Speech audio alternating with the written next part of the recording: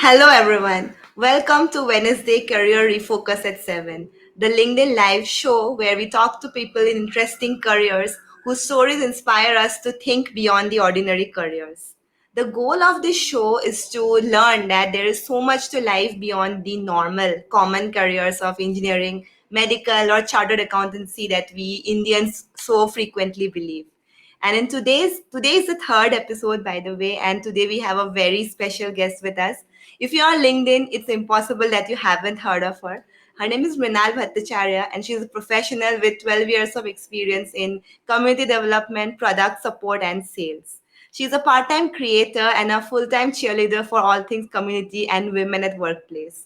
Mrinal is also a part of LinkedIn's coveted Creator Accelerator program and is currently creating a series called Kagaz Ki Kashti, where every week she brings in a story from the era of 90s. So, without further ado, let me introduce you to Mrinal.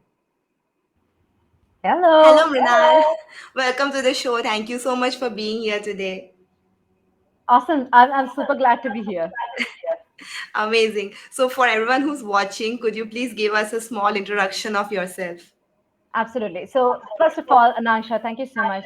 You have given all the glamorous part of my career. I have also been a sales professional in telecom for more than 8 years. And, the funny part is that I never felt that I belonged there. And in like last 4 years, I've been dwelling with a lot of creator economy stuff. I surround myself with creator and community, and I have never felt such a belonging to an industry and to a space. So, yeah, that's about me. And I love everything related to writing and creating content. So, yeah, we're going to talk a little bit about that today. Yay, amazing, very excited. So I see you're wearing a Quora t-shirt. Quora is also like my first love on the internet. It's the place where I started writing online and the place where everything began, leading to where I'm currently. So, when I first heard that you were working at Quora, I was like, wow, that is like the dream for me. It was so cool to hear that. So, could you tell us a little bit about this? Because I think before joining Quora, you had a career in completely something completely different, right? So could you tell us a little bit story about how this happened and how you ended up being a creator in the LeCap program as well? Absolutely. So, okay, so let me take you back a few years back to like say 2016. So, I was working, as I said, I was working as a telecom professional in a telecom industry, and I was working in sales as an account manager. I had clients all across the globe, and so that means that I was working in parts of the day, and then there was few parts of the day where I was like completely not aware of what to do, and there was enough of social media chaos. And I thought that I wanted to have a place where I could just like read stuff and get to know about things. And I really very desperately wanted to like move out, and I didn't know like what I wanted to do.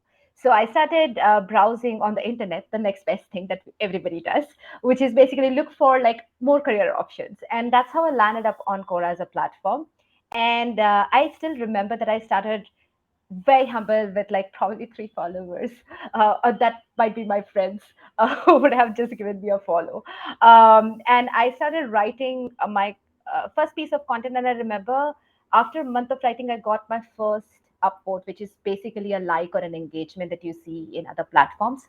And that what kept me going. And then I started, reaching out to other people and realized that, I could actually relate with the community, and that whole thing actually made me feel that, oh, I'm interested in this platform itself. So it was just like you, honest disclosure, I love Anangsha's content on Quora. Anangsha used to be really really popular at Quora just as well. She's still very very popular. She has a massive following on Quora. So I used to read a lot of Anangsha's content as well. So I was a fan girl when I met Anangsha a lot later during my professional journey at Quora. But before that, I was just a fangirl ogling at her beautiful posts that she used to create on writing, and also learning a lot of that from there.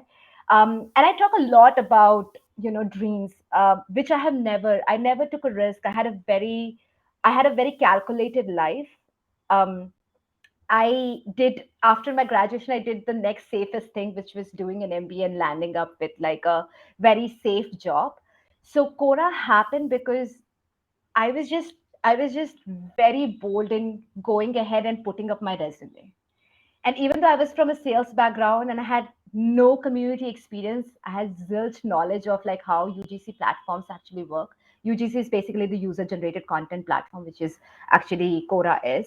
And I just like I went ahead with my gut and I did it. The good thing that I did was when I pitched, when I sent my cover letter, I explained to them why they should choose me and why I am best for the platform. And that has to do with a lot of knowing about the platform, knowing about the policies, the guidelines, and the things around it. And I think that landed up me with an opportunity. But right after I joined Quora, as you get attached to a platform as an employee, you started working, you started focusing on just improving its quality. So I was finding another space to see whether I can still like find that creator in me, and that's how LinkedIn happened. So I actually very consciously, very consistently started writing on LinkedIn in February 2022, and it's almost as a it's like a gift from LinkedIn to me that they actually got me into this very coveted program, and I'm learning a lot from all my batchmates, including Anaksha. So yeah, that's my journey. That is so amazing. I think a big part is, just going forward and taking the step, like you applied, right? Like you pitched for a job. So many people don't do that and they just keep wondering how it will happen. So like hats off to your courage, Minal. Really amazing. And I'm so proud of you and where you have come. Like it's been so long in Quora and you're doing so amazing. And I'm really, really proud of you. Thank you so much. That's All very, right. very kind of you. So, I want to ask the next question, which is related to being a creator, since we are talking about the Creator Accelerator program as well. So, what is your like? How you have always been like you always used to write on Quora. I remember reading your answers on Quora back in 2016, 2018, I think, back in 2018 as well. So, you have always been writing. So, how has your journey, like with creating or with being a creator, evolved? Because it has been so many years since you have started writing online, right? So, what are some lessons you learned? How has the journey evolved? So one of the things that I am still struggling with, and I always like wherever I go, I see these amazing creators, and I'm so proud of each of them because they have created a niche for themselves. I'm still in that exploration journey where I'm trying to find a niche. One of the things that has happened is that back at Quora, I was not thinking like a creator. So anything, and like Quora has a format where we used to have question and answers, and we recently have spaces like 2018 we started spaces, which is more of a a post kind of content asset. So for me, like everything that used to come up was more of an experience. Okay, I traveled to Japan, I wrote about Japan. I watched a movie, I wrote about a movie, or something of that sort. So there was not a specific niche that I was developing in. But when I started ponder about when I started creating on LinkedIn, I realized that people now at like especially in creator economy, they have started focusing on, okay, we can hear your experience and opinions about many things, but as a creator you have a social responsibility of doing justice to what you're catering to. And that's what I realized, even working with a bunch of creators in my previous role as a community manager or a creative growth manager, which was essentially figuring out, okay, what is that I want to give back to the community or the audience or the people who are joining me in my journey as a creator. So I realized that there are few topics that I'm very, very passionate about, which is women at workplace, community in general, because there is at in India right now, even though there are community managers, this is still an evolving space. A lot of people are not aware of how communities are managed, what are the tools and the metrics that need to be done. Is a community manager a social media manager or vice versa, or what is exactly the role, who like how are their roles metrics oriented? So all of those knowledge need to be shared. And I always believe, because Quora believes in sharing and growing world's knowledge, so I always took that mission and like walked across, whether I'm doing a speaker gig, whether I'm moving to a different platform. That mission is very much ingrained in me, where I feel that when you're sharing a knowledge, you're growing the knowledge of the world. And that's how I started my creator journey, whereas in I started creating content, especially in the recap program. What I've realized is that, okay, there is one concept that I want to build up, and see and experiment whether that concept sits well with my audience. And I worked on three very major factors, which is basically I create content which is very relatable uh, to the audience that I'm catering to. I make it very authentic. I don't fabricate stories. And third, whether there is a value or a takeaway from that. So those are the three principal things that I try to achieve as a creator. I absolutely love that. It's so amazing. And I'm going to summarize that quickly. First of all, you said it's relatable, right? One of the first most important points. Second is you have to be authentic. And the third is it has to add some value. I think that about sums up like every question every creator might have had. Like, is this worth posting? Should I post it? If it checks all these three boxes, then definitely you should go ahead and post it. It's like such an important point, Pinal. Uh, we have a question from the audience from Supriya. The question is both for Mrinal and Anangsha: how to deal with negative thoughts, imposter syndrome, self doubt, etc. as a creator. So, what's your take on it, Mrinal? So I cannot tell you how much this question I'm relating right now. This is something that I Same deal with me, in. actually. I deal in day out. Not just as a creator, but even as somebody who work with a lot of passion on a platform and work with different communities. I constantly like get into the mode of self criticism.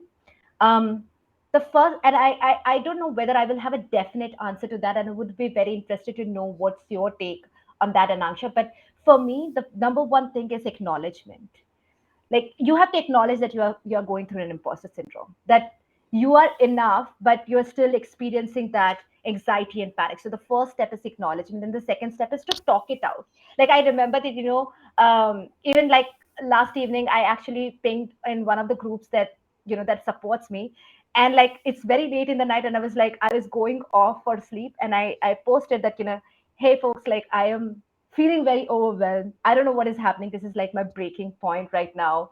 I know this tomorrow is going to be good, but if it doesn't, like I would need your support. So asking for the help, acknowledging, and then asking for the help. And the third is taking a conscious step. What are the triggers that are actually making you feel like an imposter? So whether it's the pending pile of task list, or whether it is something that you are overcommitting, you just need to address all those pieces and parts. And I think that's how I am actually approaching towards the imposter syndrome. But I would love to hear what your thoughts are on that. No, what you said are actually very valuable, like, acknowledging and asking for help, because having a community is so important. Because as a creator, this can get a very lonely job, right? You just sit on a computer, type all day long. That's all the interaction you have. But having a community definitely helps. What has worked for me is that, when I feel that I can't do anything, like I'm just not good enough, when I feel that, I just stop thinking and I just start writing on a book, like what do I need to do currently, like what are the things that need to be done, like even if they are very boring or very big and like will take lots of time, I just break it down into small steps and I just write it down. Then that gives me some clarity. At least I have the space to get out of my head and do something, right? Otherwise it's just easy to think and overthink and just not do anything and constantly doubt yourself. This has helped me actually. Like sometimes it's like you have a bad day and you just have to get through it, and the only way to do it is make a to-do list and just tick off items like a robot, like an automation. But that's all. Like sometimes it's not very glamorous being a creator. People might think that we have like moments of inspiration, motivation, but mostly it's just discipline and having a system. That's it. That's all that helps. So that is my take on it. I hope that helps, Supriya. Thank you so much for the question. Yeah, I All right. totally, I totally agree with like having a checklist and not going through the rabbit hole. Yeah, I mean, like that's what you can do. Otherwise, nothing else is in your hands, right? You can't let the negative feelings go away immediately. You have to still have them and work with them. So that is the only thing I feel has worked for me, like being very practical. That's all. Definitely. So, thank you. Supriya has said excellent points. So, thank you so much.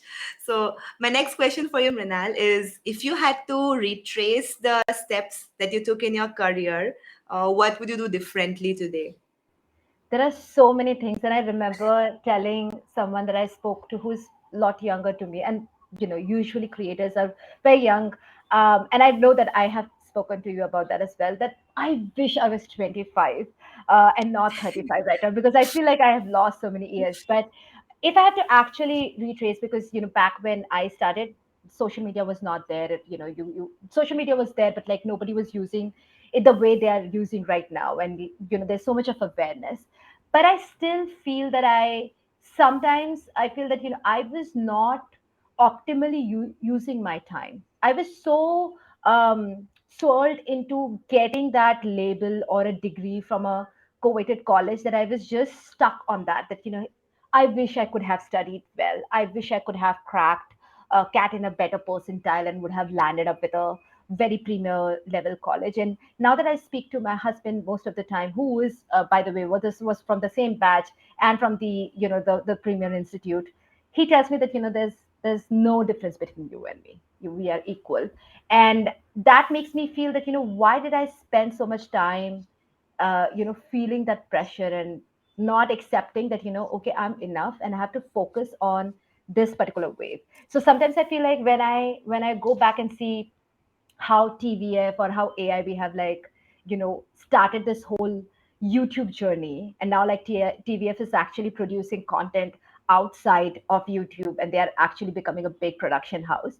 They are a big inspiration, and not just like TVF. Now we have Slaypoint and so many YouTubers, YouTube channels who are now just taking from like the small mobile screens and small laptops. They're now on the big screen, and it doesn't matter whether it's about the validation or something of that sort, but I think the freedom of expressing, freedom of creativity is so empowered because you started, because they capitalize. Just platforms building and pushing will not help. It's the creators who are actually shaping it up. So I think huge kudos to the whole, the creator wave is actually by the creators. Everything that the platforms are doing, whether it's the biggies in the world or the one that are currently upcoming, all of that, the whole credit actually goes to the creators. And I feel like I missed the bus, but now I'm in 2022, I'm no longer in the regret phase. I don't feel that I could have changed anything, because I personally feel that my journey has been very experimental and I learned from it. So I don't want to like change anything. I am just looking back. Sometime I sulk. Sometime I'm like, what? If that wouldn't have happened, I wouldn't have had this much of fun at college. I would have still be thinking, because sometimes I feel like there is also a lot of pressure that creators go through at such an early age. Back then, like in college, I was just busy like, why this guy is not looking at me. So I was not thinking about curating content. So yeah, while there are regrets, I also feel that it's fine. Everybody has their own pace of journey, and I always think that if KFC can be built by somebody who is called as a senior citizen, and like becomes such a massive chain, I think I'm like well in the middle. I can do it for myself. So yeah, no regrets, no tracing back. Definitely. You were just saying you wish you were 25. Actually, like just a few days back, I met a person who is 22 years old, just out of undergrad, and he makes like 1,000 euros per day as a creator. I was like, what? Are you for real? At 22, I didn't even have the clarity that I want to be a writer, but people these days are like advancing, taking huge steps. But relating to what you said just now, that it's not about the platform, it's about how the creator leverages it. So back when I was writing on Quora in 2014, 2015, there were some people who were also writing on Quora, like Ryan Holiday or James Altucher. These people were not really big names. Even Nicholas Cole, right? They just started writing on Quora, and now they have built like seven-figure USD businesses around writing, and it's so inspiring. And I sometimes feel that I miss that. I didn't do anything at that time. I could have leveraged it. I could have done something great. But then I also remind myself that there were so many people who were active back then who are now not doing anything writing related at all. Like they are doing something different. So I feel that, yeah, maybe I'm not at the top level, but at least I did something. And you definitely did. Like, you made it into a job and now you're making waves on LinkedIn. So it's definitely great. I think we all have our different journeys, like you said, and comparing never helps. But if we look for lessons, that definitely helps. So yeah, that was my take on this. Absolutely. I totally agree with that.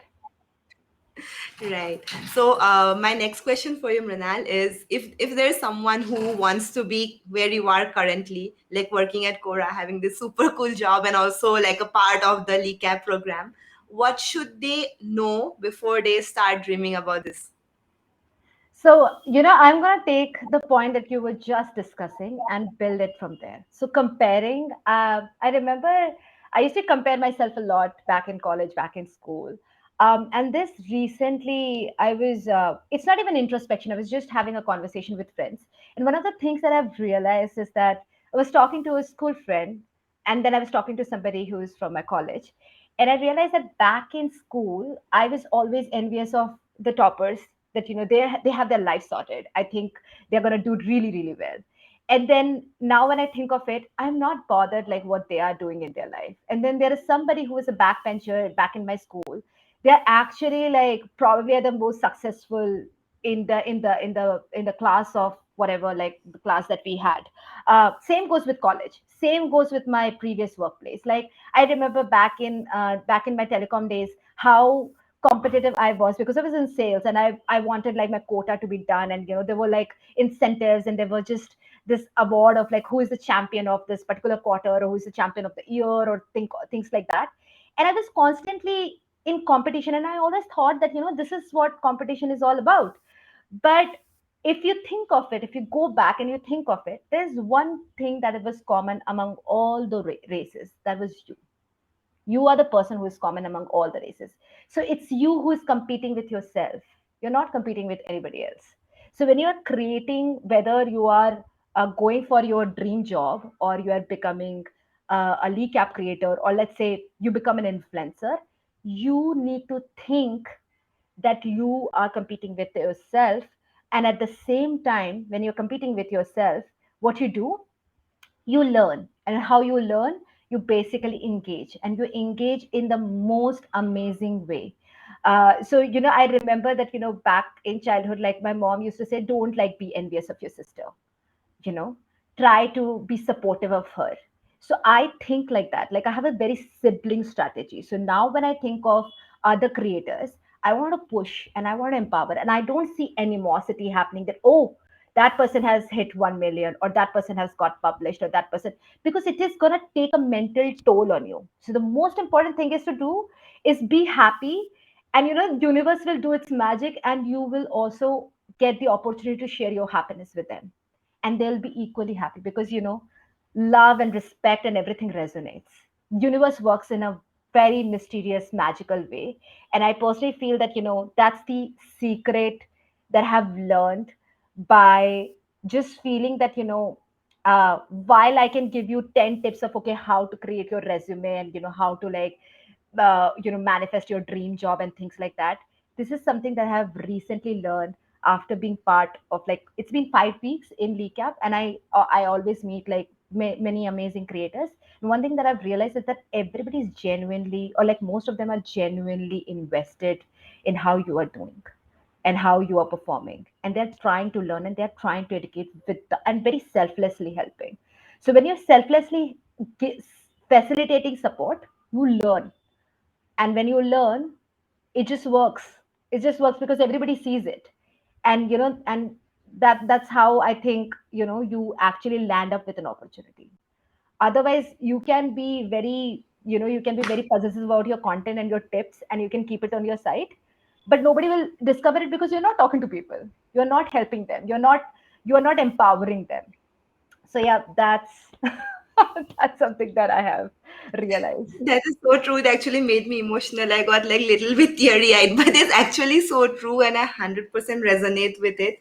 Uh, the sibling mentality, like you mentioned, and also what I do when I start feeling a little bit jealous or competitive, I remind myself that what we see online doesn't have to be true. It doesn't mean that that person got everything easy. They definitely had their own challenges. Success is never easy, right? Unless like you are extremely like supremely lucky, which is very rare. Success always has it takes its toll, and that everyone has their different journey.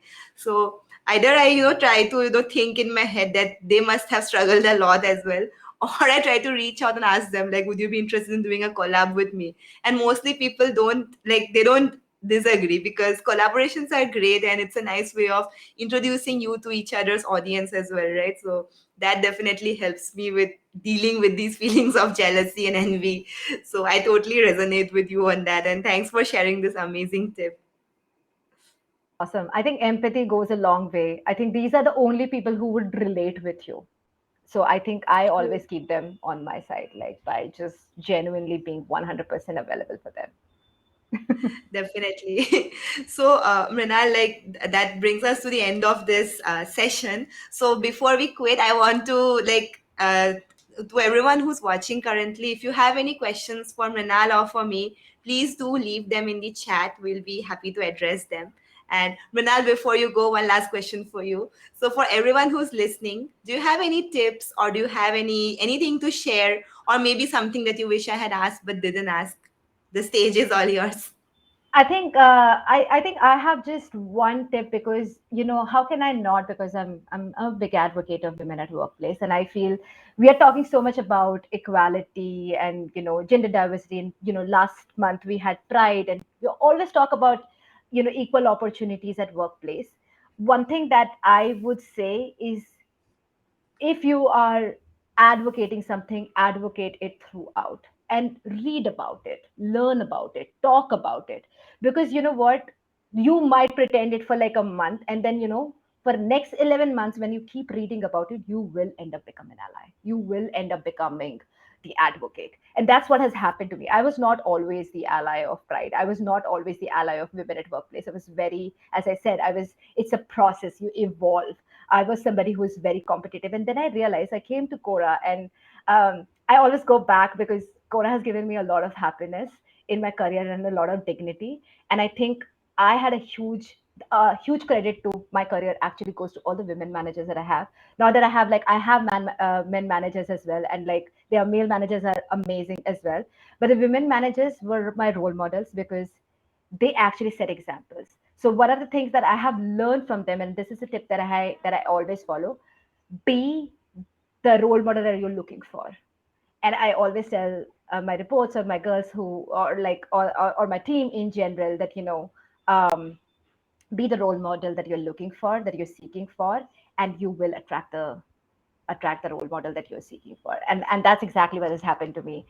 Most of the leaders, and most of the women leaders I follow, they almost think in similar way as me.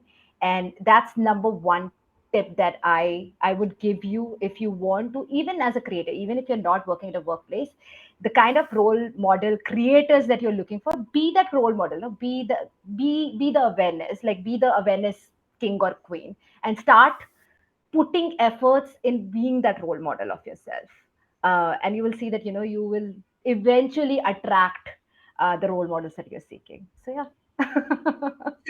I absolutely love it, and I so agree with it. I think this is true for like in every walk of life, right? Not just in form of mentors or like creators, but even if like friends, or if you want to talk with someone, network with someone, you can, if you be the person you want to connect with, then you're definitely going to attract people of that level. So amazing thought. Thank you so much, Mrinal, for this amazing thought. I'm definitely going to make this a reel and share it, because this was like the moment for me. I really resonated with this one.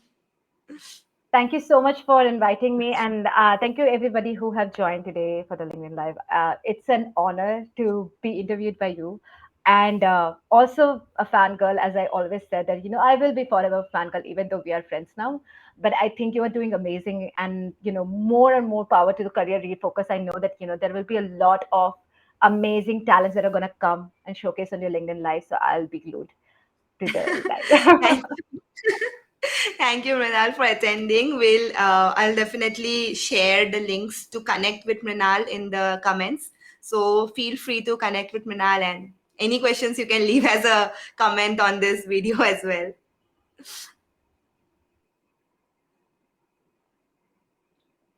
All right. So thank you, people. Thank you so much for attending. Thank you so much for your lovely comments.